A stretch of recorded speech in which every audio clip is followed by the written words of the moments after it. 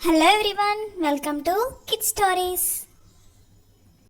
అనగనగా ఒక అందమైన అడవిలో పచ్చని చెట్ల మధ్య ఒక చిన్న చీమ ఆహారం కోసం వెతుకుతూ కష్టంగా నడుస్తోంది. అది కనిపించని ఆహారం కోసం ఎంతగానో శ్రమిస్తోంది.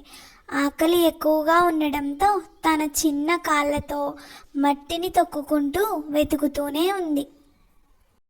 ఒక పెద్ద కాకి దగ్గరలోని చెట్టుపై కూర్చొని ఈ చీమ ప్రయత్నాలను ఆసక్తిగా చూస్తోంది. ఆ కాకి చాలా తెలివైనది, ప్రతిదీ గమనిస్తూ ఉంటుంది. చీమ సాహసాన్ని చూసి ఆశ్చర్యపోతూ ఉంది. హఠాత్తుగా చీమ ఒక చిన్న నీటి గుంటలో పడిపోయింది. చిన్నదైన తన శరీరం నీటిలో కొట్టుకుపోతోంది. ప్రాణాలు పోయే స్థితిలో ఉన్న చీమ కష్టంగా బయటకు రావడానికి ప్రయత్నిస్తోంది.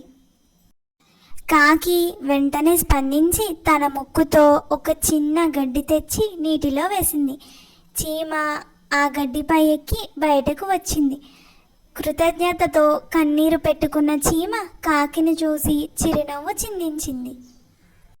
చీమ ఎంతో సంతోషంతో, మీరు నా ప్రాణాలను కాపాడారు.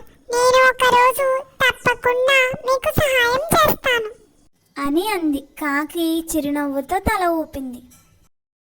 కొన్ని రోజుల తర్వాత ఒక వేటగాడు ఆ అడవికి వచ్చాడు. ఆ వేటగాడు ఈ కాకిని చూశాడు. ఈ కాకిని చూడగానే తన విల్లుని సిద్ధం చేసుకున్నాడు.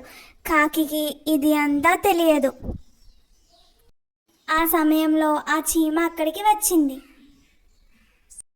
ఆపదను గమనించిన చీమ వెంటనే వేటగాడి కాలిని గట్టిగా కుట్టింది.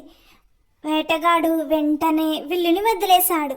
కాకి వెంటనే గమనించి అక్కడి నుంచి ఎగిరిపోయింది.